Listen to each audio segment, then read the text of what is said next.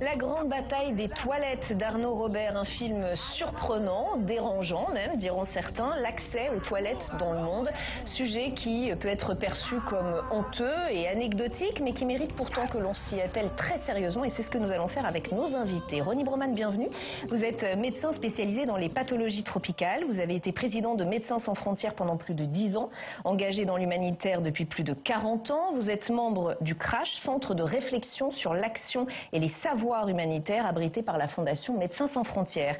Emma Aziza, bienvenue à vous également. Vous êtes hydrologue, spécialiste de l'adaptation des territoires aux risques climatiques, fondatrice et présidente de Mayan, qui est une structure dédiée au développement de solutions face aux risques et luttant contre le réchauffement de la planète. Camille Romain-Desbaux, bienvenue à vous également. Vous êtes directrice générale de Vision du Monde. C'est une ONG qui vient en aide aux enfants les plus vulnérables. Vous avez élaboré tout un dossier intitulé « Les toilettes chez les familles vulnérables, un enjeu de taille », et c'est à lire sur votre site visiondumonde.fr. Clotilde Terrible, bienvenue à vous également. Vous êtes déléguée générale par intérim de la FP2E, c'est la Fédération professionnelle des entreprises de l'eau. Vous regroupez la quasi-totalité des entreprises privées qui assurent la gestion des services d'eau et d'assainissement. Merci infiniment à tous les quatre d'être ici avec nous. J'aimerais d'abord que l'on parle des chiffres. D'après l'Oxfam, 3,6 milliards de personnes dans le monde ne disposent pas à ce qu'on appelle un accès à des installations sanitaires gérées en toute sécurité. Au moins 2 milliards de personnes dans le monde boivent de l'eau provenant d'une source contaminée par des matières fécales. Et dans le film, on apprend que le manque de toilettes tuerait près de 400 000 enfants dans le monde. Camille Romain-Desbaux, est-ce que ce sont des chiffres que vous confirmez ou des ordres de grandeur que vous confirmez? Et cela voudrait dire que l'enjeu sanitaire est absolument énorme. Effectivement, l'enjeu des toilettes est un enjeu sanitaire mondial. En fait, par ricochet, la pratique de la défécation à l'air libre ou l'absence tout simplement de toilettes ou de mauvaises toilettes, on va dire, non adaptées, va avoir des effets sur l'eau. Donc ça va souiller les eaux et les maladies hydriques qui s'en suivent sont mortelles, en particulier pour les enfants de moins de 5 ans qui sont les plus fragiles. Et donc une simple diarrhée dans les pays en voie de développement, dans les villages dans lesquels il n'y a pas de structure médicale, vont provoquer la mort. Et sans aller jusque-là, l'absence de toilettes va avoir aussi des conséquences indirectes sur les enfants et les mamans, en particulier lorsque les pratiques d'hygiène ne sont pas en place. La toute jeune maman qui vient d'accoucher et pendant les premiers jours et semaines de la vie de l'enfant, si la maman n'a pas les mains propres, si ses seins ne sont pas propres ou si on va utiliser l'eau pour donner à manger à l'enfant, là aussi il y a des très grands risques d'infection pour les enfants tout petits. Donc il y a une vraie effectivement situation d'urgence pour les enfants en particulier. C'est beaucoup dit dans le film et j'imagine que tout le monde sera d'accord ici en plateau. C'est un sujet dont on parle très peu. J'ai parlé d'un tabou. Vous le constatez, ce tabou? C'est aussi parce qu'on n'en parle pas assez que la situation n'évolue pas, Emma Aziza? Alors, je crois qu'au-delà d'un tabou, c'est presque un impensé d'ailleurs dans un contexte climatique qui évolue. La question de l'eau, elle est en train de nous rejaillir dessus, et notamment la question de nos usages. On a vu qu'en 2022, tout le monde parle d'un choc derrière, d'une prise de conscience. On nous parle de 120, 130 communes en rupture d'alimentation en eau potable en France. Donc c'est quelque chose quand même qui était de l'ordre de la science-fiction il y a quelques années. On a eu 700 communes qui étaient carrément en rupture d'alimentation momentanée, mais en tous les cas qui ont eu de véritables problèmes sur les réseaux. Donc on voit que c'est quelque chose qui commence à arriver aussi dans des pays tempérés. Le Luxembourg a connu la pire sécheresse depuis 150 ans, des pays particulièrement humides, et on a toujours un peu ce sentiment que les problèmes d'eau sont des problèmes plutôt en Asie, en Afrique, en Amérique du Sud, mais absolument pas chez nous. Sauf que la France se réchauffe 2 fois plus vite que prévu, et là on commence à regarder un petit peu ses usages. Les problèmes d'eau et, pardon, les problèmes aussi d'excréments. Il y a quelque chose de honteux qu'on n'arrive pas à formuler. D'ailleurs, ce documentaire, je le dis, est un peu dérangeant parfois. On est un peu perturbé par la façon dont le sujet est abordé. Peut-être que nos téléspectateurs sont perturbés et en regardant ce documentaire et en nous écoutant ce soir. Clotilde Terrible, c'est aussi parce que c'est honteux. Oui, alors moi je me réjouis à chaque fois qu'on parle d'assainissement, de caca, de pipi, dans un sujet qui est dans des émissions qui sont publiques, qui sont grand public. Je trouve que c'est une victoire parce qu'effectivement, vous le disiez, ce sont des sujets vitaux. Ce sont des sujets vitaux pour les populations et pour l'environnement. Par ailleurs, on sait que quand on donne un accès à l'eau, forcément, il doit y avoir des eaux usées derrière. Donc, on n'en parle pas, mais c'est immédiat. Le droit à l'accès à l'eau potable, tout le monde estime que c'est logique, normal. à aucun moment on ne parle du droit à l'accès à l'assainissement, alors que c'est un critère très important pour la dignité des personnes et pour la santé publique. Les entreprises de l'eau que je représente ont porté ce droit, avec d'autres acteurs, au niveau du droit européen. En 2020, reconnaissance du droit à un accès à l'eau potable. 2024, on l'espère, scoop, ce sera pour les eaux usées aussi. Donc ça, c'est quand même quelque chose d'important. Donc c'est en train de bouger. Ronnie Broman, on voit dans le film qu'il y a un tournant qui s'opère notamment grâce à des grands leaders d'opinion. Je pense à Bill Gates ou à cet homme d'affaires singapourien qui s'appelle Jack Sim, qui quand même change la donne. Et puis il y a une journée mondiale des toilettes. Alors peu de gens le savent, mais le 19 novembre, il y a une journée mondiale des toilettes. Tout ça, ça permet de rendre le sujet moins honteux, moins tabou. Oui, sans doute. Enfin, je ne suis pas très bien placé pour en juger. J'ai appris, par exemple, l'existence de cette journée mondiale des toilettes en regardant le film. J'en avais jamais entendu parler auparavant. Mais je pense, enfin, je me reconnais tout à fait dans ce qui a été dit. Peut-être, enfin, je pense pas que ça vous choquera. D'ailleurs, juste une petite nuance. Une gastro-entérite infectieuse, acquise du fait de l'absorption d'eau contaminée, n'est pas une maladie mortelle. Ça augmente les risques de mortalité chez les enfants, mais ce ne sont pas des maladies mortelles naturellement. Cela étant, l'effet cumulé à l'échelon planétaire donne des résultats en effet tout à fait quand vous entendez ce impressionnants. chiffre de près de 400 000 enfants qui mourraient à cause de ce manque d'accès à des toilettes sûres, pour vous, il est quand même il est mitigé. Disons, dans mon activité, et puis aussi par ma formation, j'ai aussi une formation d'épidémiologiste, j'ai appris à me méfier des chiffres qui dépendent très largement de la définition de cas, c'est-à-dire la manière dont on cerne une situation, dont on établit des critères dedans-dehors, sur les appartenants, non appartenants. Mais bon, de toute façon, c'est pas le chiffre en lui-même qui est important, c'est le fait de considérer cette question comme une question importante, comme une question majeure, et sur ce plan-là, je pense qu'il n'y a absolument aucune contestation. Il me semble que tout cela peut être rapporté notamment à la grande révolution invisible et silencieuse, mais enfin, que je dis invisible, non, disons silencieuse, mais pas du tout invisible, parce qu'on la voit très bien, c'est l'urbanisation. C'est-à-dire depuis 20-30 ans, il y a en rapport avec des formes de vie, des formes d'aspiration collective qui changent, en rapport aussi dans certains pays avec des conflits. Le mouvement de désertion des campagnes et d'accroissement des villes est intense, continu, il s'amplifie d'année en année.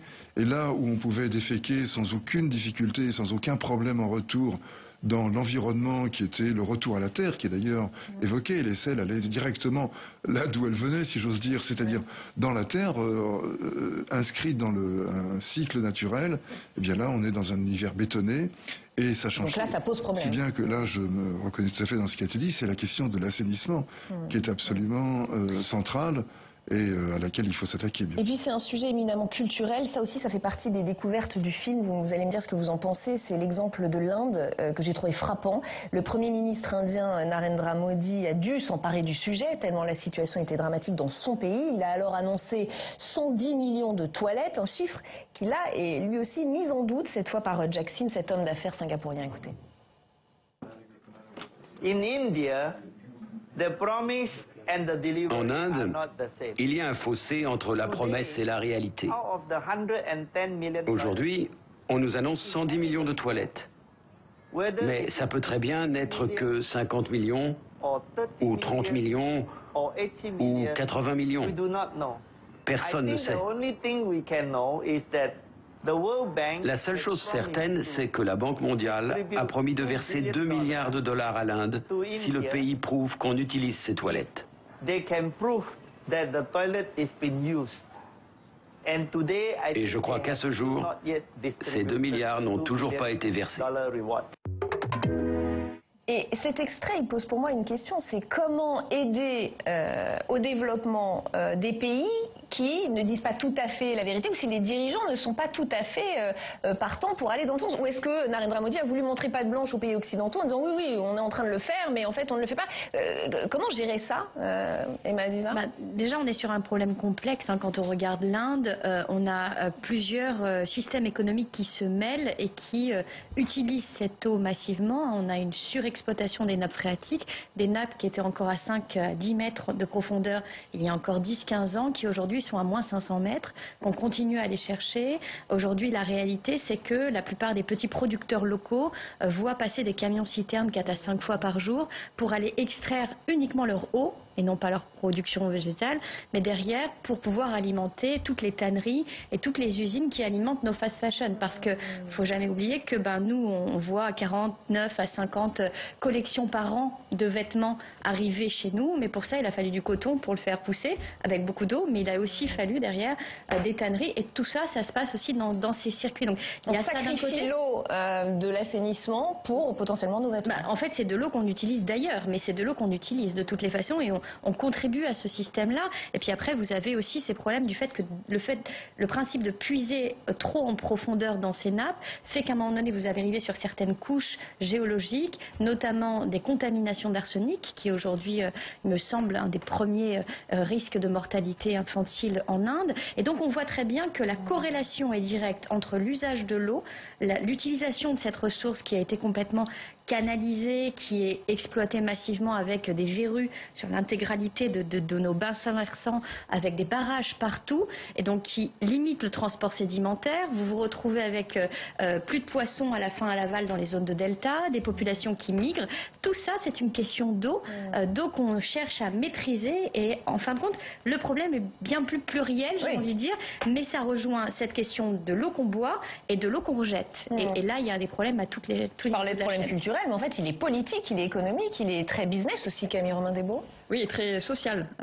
C'est évoqué effectivement dans le film, c'est la pratique elle-même est honteuse, donc il va falloir prendre le temps avec les populations elles-mêmes pour petit à petit changer les habitudes, savoir tout simplement utiliser ces toilettes quand elles sont mises en place, savoir en prendre, les réparer, et s'assurer aussi, c'est un point qui est important, notamment pour l'aspect scolarisation des jeunes filles, s'assurer dans les écoles qu'il y ait des toilettes, et des toilettes séparées filles et garçons. Parce qu'on sait que quand il n'y a pas de toilette, quand une petite fille devient jeune fille, quand elle a ses règles, si vous n'avez pas de quoi vous changer, c'est un facteur de déscolarisation assez important. Et cet obstacle, il est bien dit par Arnaud Robert dans le film. Tous les spécialistes vous le diront, depuis des décennies, les pays riches creusent dans les pays pauvres des toilettes sèches pour évacuer leurs déjections, et ils ont beaucoup de mal à convaincre les États qu'il s'agit d'un enjeu primordial de santé publique. Donc il y a un problème aussi de prise de conscience des pays en développement dans lesquels nous intervenons, peut-être, Clotilde Théry? Oui, alors moi je n'opposerai pas les systèmes, parce que en France, on voit que notre système d'assainissement est issu d'une histoire. On voit, en revanche, ce qui est clair, c'est que y a des innovations, des idées qui sont présentées, que les toilettes, l'assainissement et l'eau, l'usage de l'eau doit être éminemment local. C'est un problème local. C'est un problème social, c'est un problème environnemental et local. Il faut s'adapter aux populations. Il y a des usages des toilettes à l'occidental qui n'iront pas dans les pays, en Inde par exemple. Mais donc voilà, chaque pays a son histoire et il faut s'adapter à l'histoire de chaque pays. Faire du sur-mesure, quoi. Voilà. De manière plus générale, la façon dont Oui, René Bromel, bien sûr. Vous posiez la question... comment convaincre les chefs d'État de l'importance de cela? Moi, je ne crois pas qu'il s'agisse d'un problème de conviction, il s'agit d'un problème de nature du leadership politique. Si on prend l'exemple de Narendra Modi, qui est un menteur fascisant, corrompu, il n'y a pas lieu de s'étonner qu'il annonce des chiffres et que la réalité n'a rien à voir avec ces chiffres. Donc il y a un problème, disons, à la fois de gouvernance, de structure politique, et cela, ça n'est pas entre les mains des extérieurs. Ce sont les populations locales, les sociétés locales qui, à un moment, en ont assez d'être dirigées par des gens de cette trempe-là, c'est-à-dire... D'ailleurs, c'est pas précisé dans le documentaire, vous avez raison de le faire. Narendra Modi est très contesté, est un dirigeant très contesté au niveau mondial. Quelqu'un qui a eu du sang sur les mains, qui couvre des corrupteurs, des tueurs, des corrompus, pardon, des tueurs, etc. Donc il faut se confronter, enfin en tout cas avoir conscience de l'existence de ce problème majeur, massif, qui n'est pas entre nos mains. Cette partie-là du problème est entre les mains des sociétés concernées. Et vous parliez d'adaptation, de manière plus générale, la façon dont les pays riches s'impliquent pour régler cette question d'accès aux toilettes dans les pays en développement pose pas mal de questions. La démarche de Bill Gates, par exemple, est louable, mais se trompe-t-il en pensant faire cette révolution uniquement grâce à la technologie? C'est l'avis de Mr. Tolley dans le film, écoutez. Originally, Bill Gates was thinking in... On peut comprendre la façon dont Bill Gates voit les choses. When he was young, quand il était jeune, il fallait un ordinateur de la taille de plusieurs pièces pour traiter de très simples informations. Aujourd'hui, la capacité de calcul de nos téléphones portables permet de faire le même travail que les énormes ordinateurs IBM de l'époque.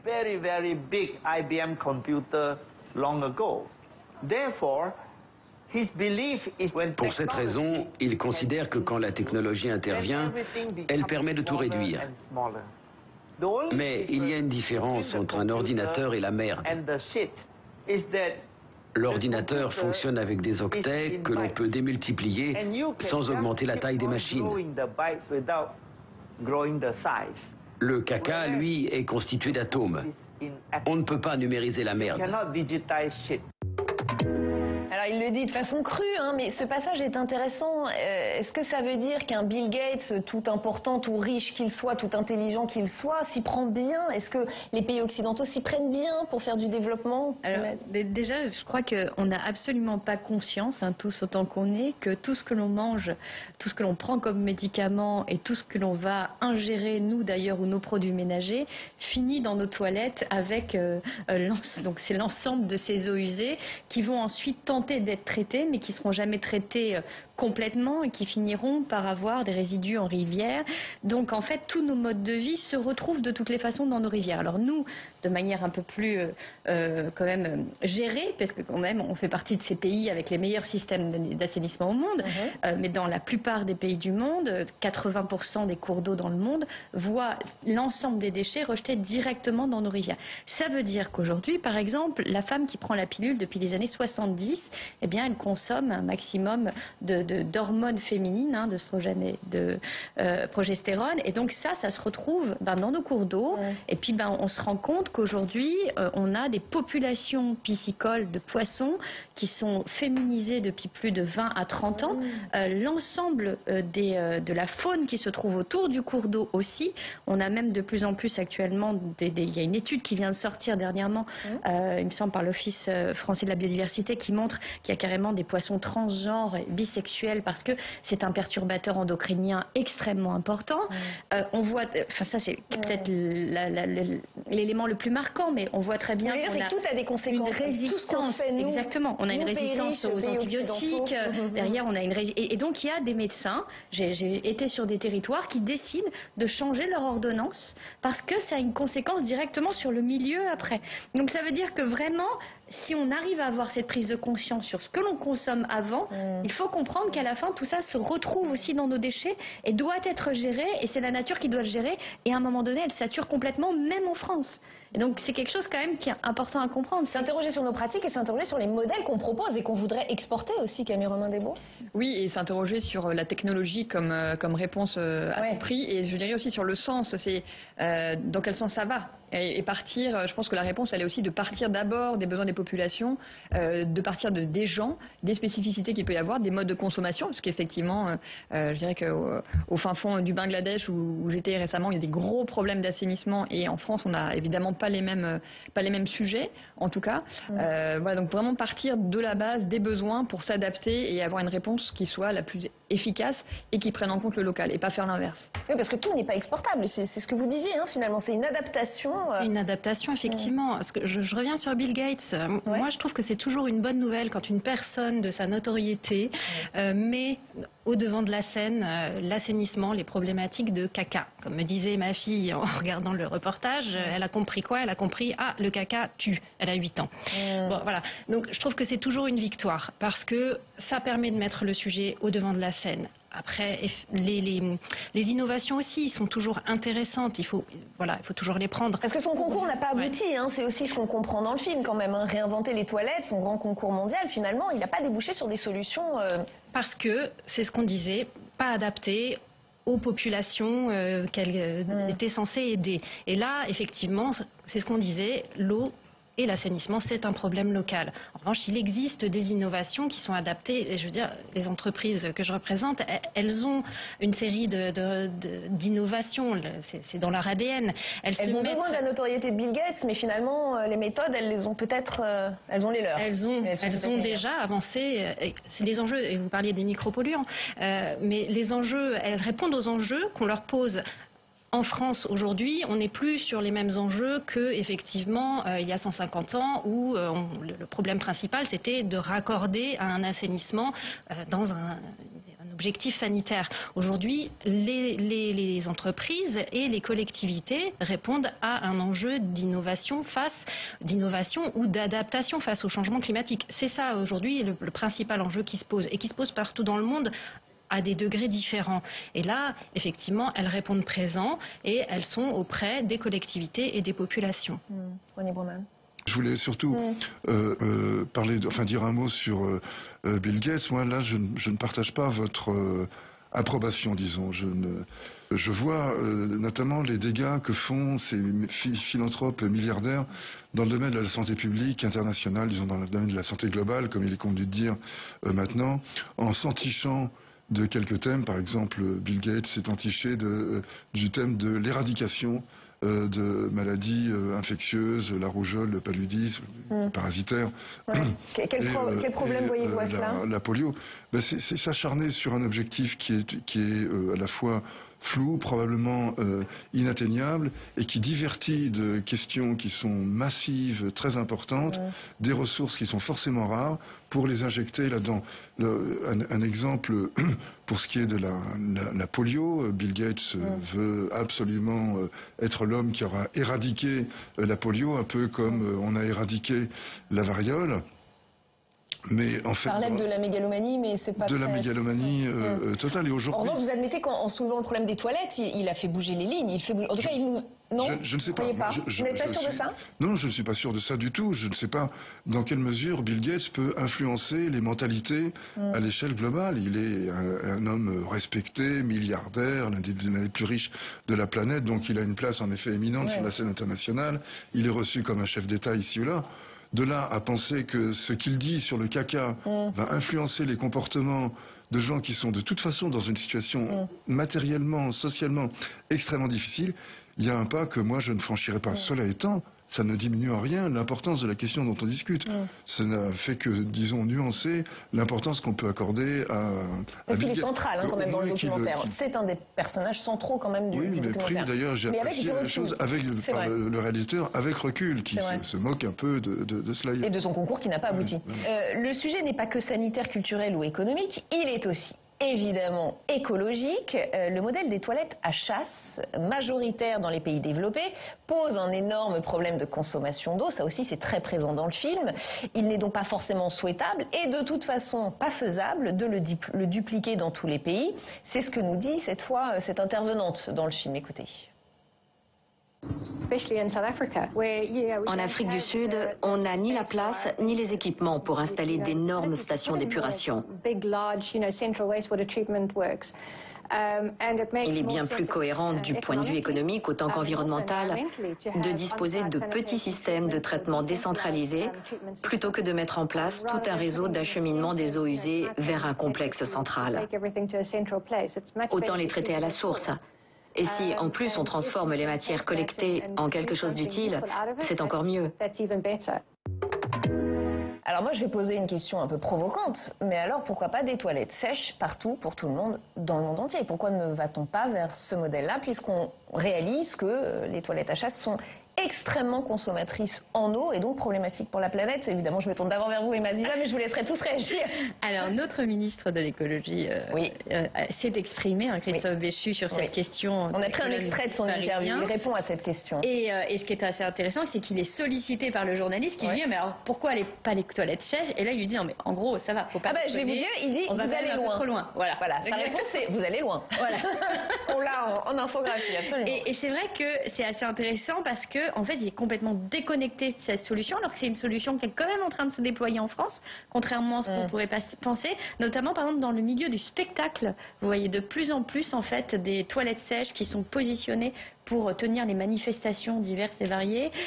Donc on voit qu'il y a en tous les cas, notamment dans certaines zones en France, on a certains territoires très ruraux où beaucoup de gens avec de très fortes convictions écologiques vont s'installer et placent des toilettes sèches. Donc c'est quelque chose qui est en train de rentrer dans le débat public. Mais je crois que entre les toilettes actuelles, l'économie d'eau qu'on pourrait avoir en mettant une bouteille d'eau tout simplement, une brique, peu importe, mais en consommant moins d'eau à chaque fois qu'on tire sa chasse d'eau, les solutions qui existent pour récupérer l'eau de la douche, pour la mettre directement dans ses toilettes, et puis ensuite d'autres solutions qu'on n'a absolument pas développées en France, mais qui sont par exemple développées au Luxembourg, notamment vous arrivez au Luxembourg, quand vous regardez les toilettes, l'eau est jaune. La première fois que je suis arrivée, j'ai regardé, j'ai reculé, j'étais voir une autre toilette et je me suis rendu compte que c'était partout pareil.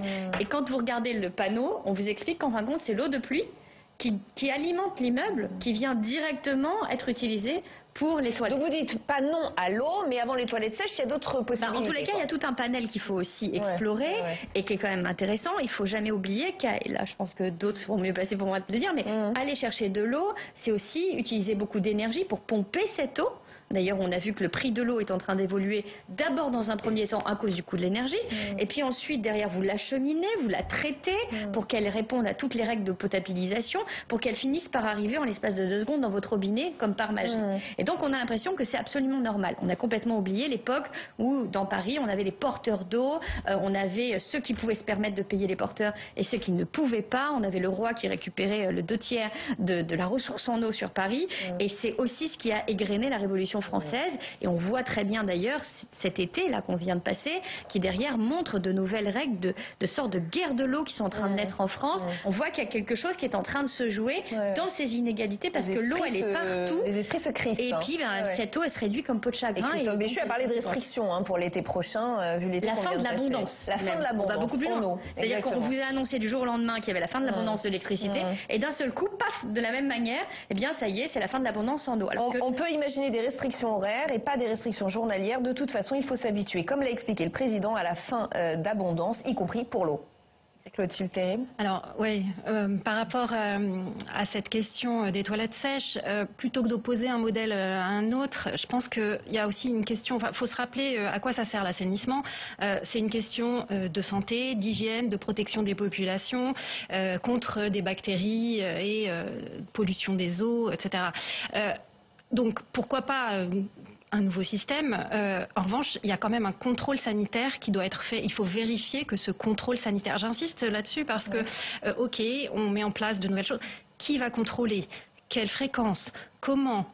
Voilà. Contrôler quoi? De quoi parlez-vous exactement? Les toilettes, les toilettes sèches. Si on met en place les toilettes sèches, voilà. Qui viendra vérifier qu'elles sont faites correctement? D'accord. Voilà. Bon, parce que ça aussi pourrait provoquer, vous voulez dire, un manque d'hygiène, des maladies, des choses comme ça, si c'est pas bien contrôlé. Si ça n'est pas bien contrôlé. C'est intéressant de le dire, vous avez raison. Il faut quand même savoir aussi que l'assainissement et les eaux usées derrière ont quand même derrière une valeur. Et ça, on oublie souvent de le dire. Il y a une deuxième vie à tout ça. C'est-à-dire que ça produit aussi de l'énergie, des gaz, des boues.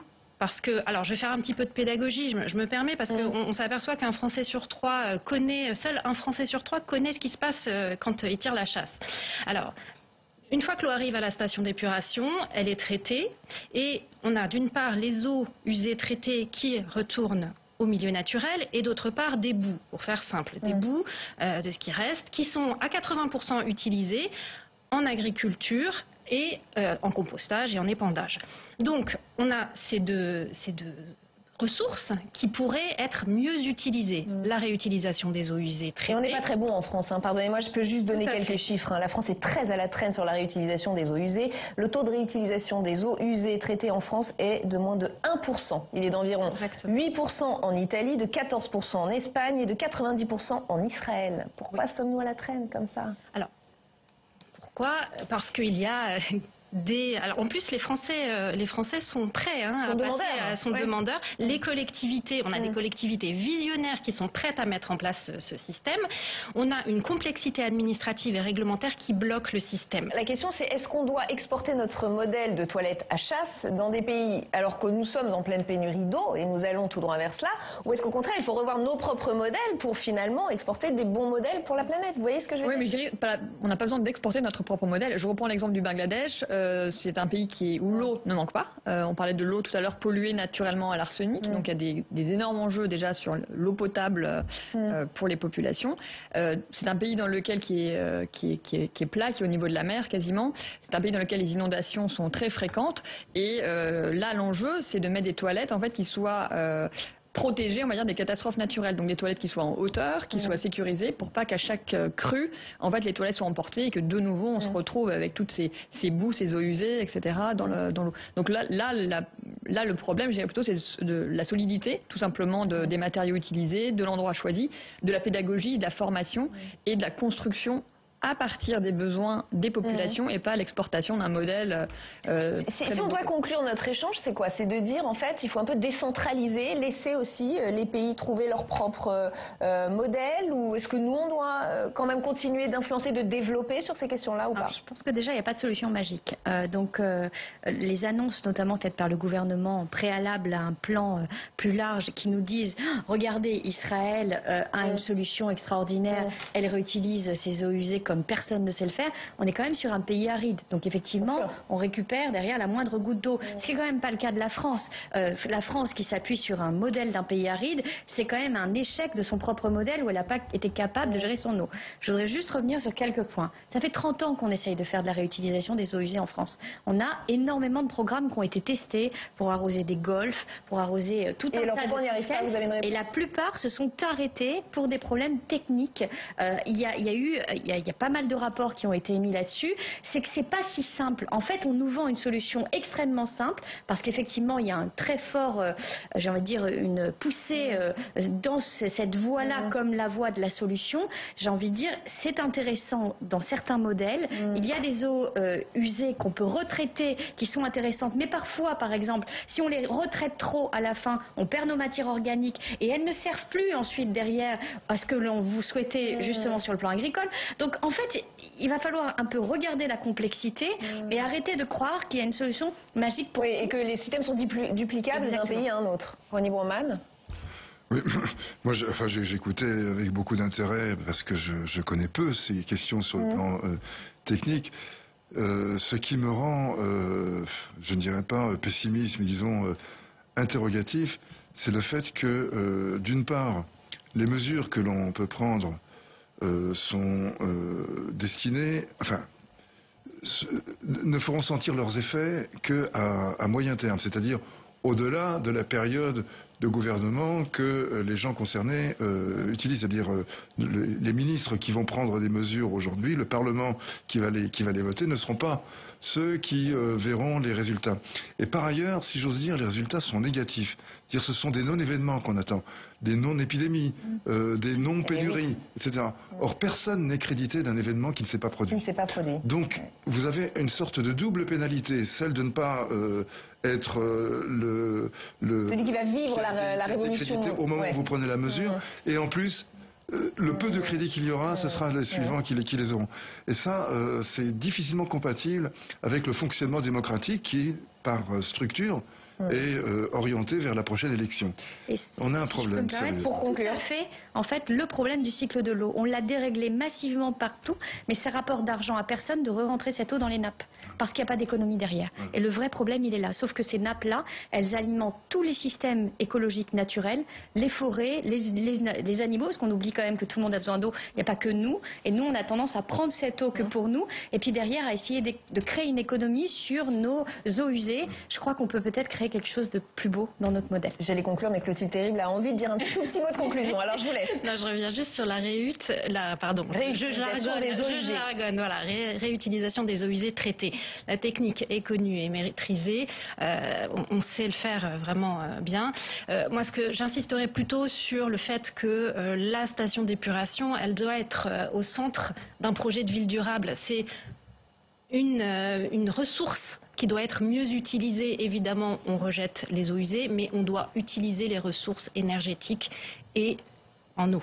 Et ce sera le mot de la fin. Cette fois, je conclue. Merci infiniment à tous les quatre d'avoir participé à cette émission. Merci à vous de l'avoir regardée comme chaque semaine et de nous être très fidèles sur Public Sénat. À très bientôt.